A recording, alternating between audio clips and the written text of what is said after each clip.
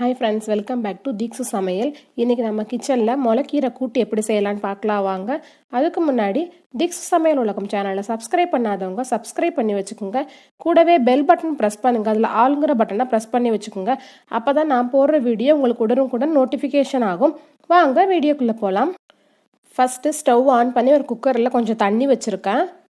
தண்ணியில நம்ம எடுத்து வச்சிருந்த பருப்பெல்லாம் போட்டுக்கலாம். உங்க பருப்புல தூசி அது மாதிரி ஏதாவது இருந்தா நல்லா கழுவிக்குங்க. இந்த பருப்பு நல்ல பருப்பு எதுவுமே கிடையாது. 2 டேபிள் ஸ்பூன் துவரம் பருப்பு, 2 டேபிள் ஸ்பூன் சிறுபருப்பு, பாசி பருப்பு போட்டிருக்கேன். அப்புறம் ஒரு வெங்காயம், ஒரு தக்காளி, மீடியம் சைஸ் தான். அதை நல்லா கட் பண்ணி இதுக்குள்ள போட்டுக்கலாம். கூடவே உப்பு தேவையான அளவு போட்டுக்கலாம். கல் உப்பு போட்டுக்கலாம். இந்த மாதிரி நீங்க ஒரு தடவை கீரை செஞ்சு பாருங்க கூட்டு. இப்போ இதெல்லாம் போட்ட பிறகு நம்ம மஞ்சள் தூள் 1/4 டீஸ்பூன் போட்டுக்கலாம். மஞ்சள் தூள் போட்ட பிறகு நம்ம கழுவி வச்சிருக்க கீரையை போட்டுக்கலாம். நான் இன்னைக்கு முளைக்கீரையை நல்லா ஆஞ்சு கழுவி வச்சிருக்கேன். அதை போட்டுக்கலாம்.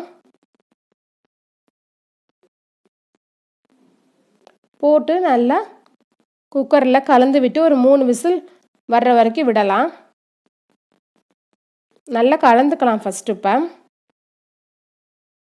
கலந்துட்டு ஒரு 3 விசில் வர்ற மாதிரி விசில் போட்டு வைக்கலாம். நம்ம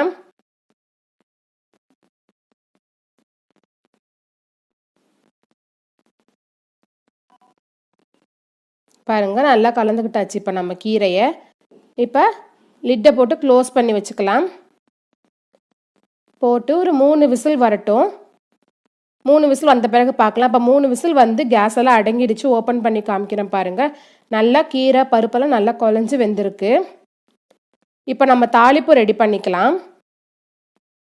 ஃபர்ஸ்ட் இந்த கீரையில் நான் காய்ச்சி ஆற வச்ச பால் ஒரு 2 டேபிள் ஸ்பூன் ஊற்றிக்கிறேன்.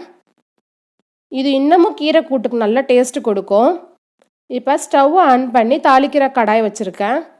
அதில் 1 டீஸ்பூன்லேருந்து 2 டீஸ்பூன் நீங்கள் எண்ணெய் விட்டுக்குங்க. நான் சின்ன டீஸ்பூன்னால 4 டீஸ்பூன் ஊற்றிருக்கேன். எண்ணெய் காஞ்சதும் கடுகு போட்டுக்கலாம். கடுகு ஒரு 1/4 டீஸ்பூன் போட்டுக்குங்க.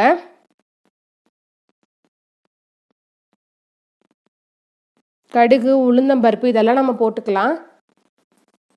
நான் 1/4 டீஸ்பூன் கடுகு மட்டும் போட்டுக்கிறேன். கடுகு போட்ட பிறகு 2 காஞ்ச மிளகாய், சிகப்பு மிளகாயை கிள்ளி போட்டுக்கலாம். மிளகாய் வத்தலை.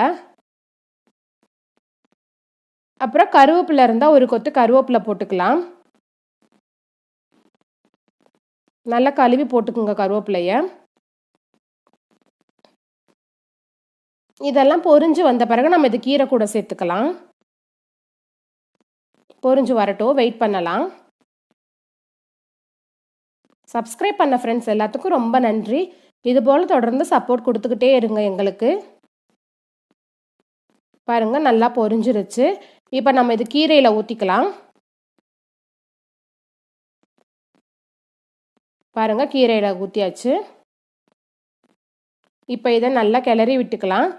இது கூட 2 டேபிள் ஸ்பூன் அளவுக்கு தேங்காய் துருவல் சேர்த்துக்கலாம். தேங்காய் பூ சேர்த்து நல்லா கிளறி விட்டுக்கலாம். கிளறி விட்டுட்டு ஒரே ஒரு கொதி வரட்டும் போதும். ஆல்ரெடி எல்லாமே நம்மளுக்கு வெந்திருக்கு இல்லையா? கிளறி விட்டுட்டு ஒரு 5 மினிட்ஸ் மட்டும் அடுப்பில் இருக்கட்டும். பாருங்க இப்போ ஒரு 5 மினிட்ஸ் ஆயிடுச்சு.